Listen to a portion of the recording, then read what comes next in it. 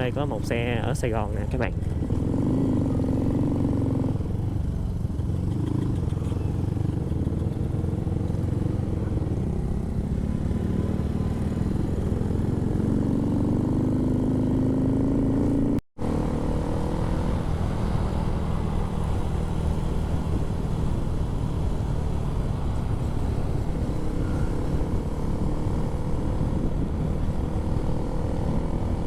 Sẽ đi hướng Tà Bao về. Lần đầu tiên mình đi đèo Tà Bao luôn á.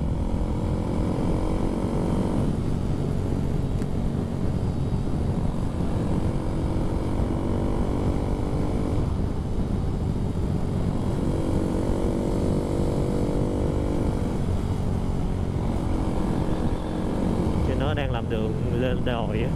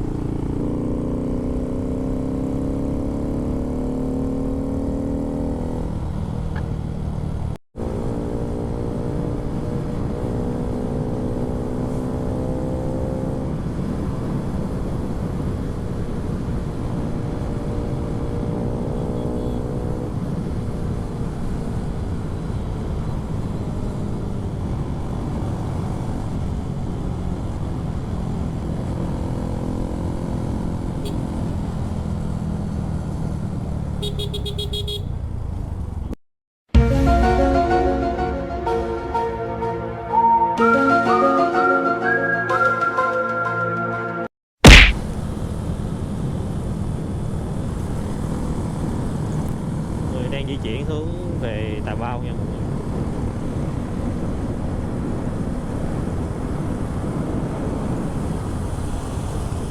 Lần này lần đầu tiên đi Tà Bao.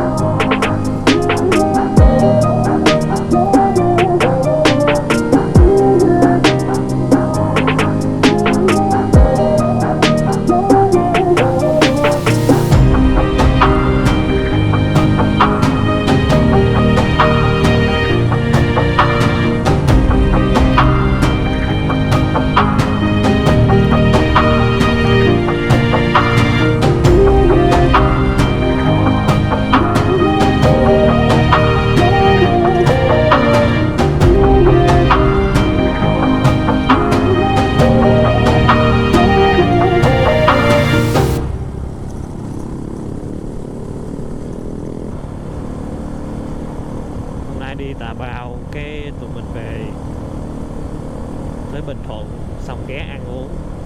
Do cam mình không có pin nữa, cho nên là cái đoạn đổ đèo Tà Bao á không có quay được.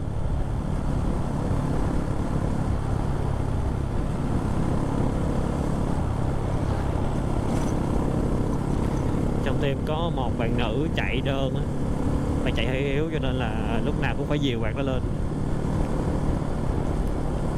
phải luôn có người kèm.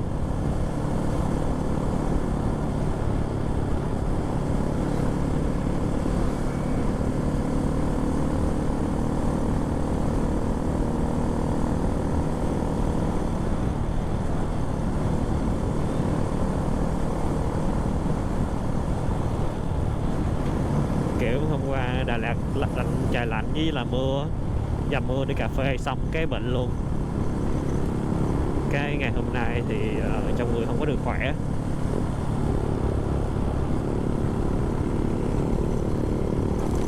Kiểu chạy về vẫn được nhưng mà vẫn thấy một là lạnh trong người.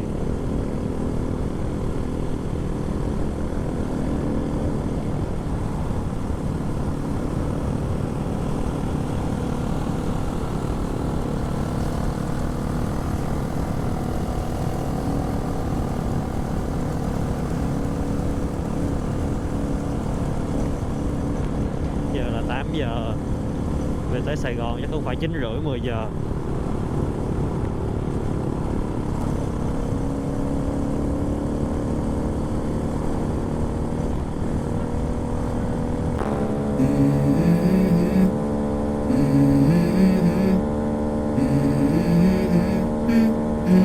Let's go. I wake up to a little bit of drool on my pillow, feel like it's gonna be a bad day. Yeah, I'm tired of shit and the coffee ain't hit yet, damn ain't that great. I don't wanna go to work cause my boss is a jerk and I'm not even that paid. I need a change in my life cause I don't feel alive and there's nothing that makes me happy. Hold my beer for a minute, I'm about to quit my job, cash in for a ticket. I'm going on a trip and I don't plan to visit. I'm gonna stay there till I feel like I'm winning, and this is just the beginning. I need a big change, help me feel like living. I need a big swing, home runs I'm hitting, and I'll never look back, moving on till I get it all. And we all got dreams, we all want things, but what you gonna do for it? How you gonna move for it? What you gonna be? And do you believe you can do anything? And what you gonna do for it? How you gonna move for it? What you gonna be?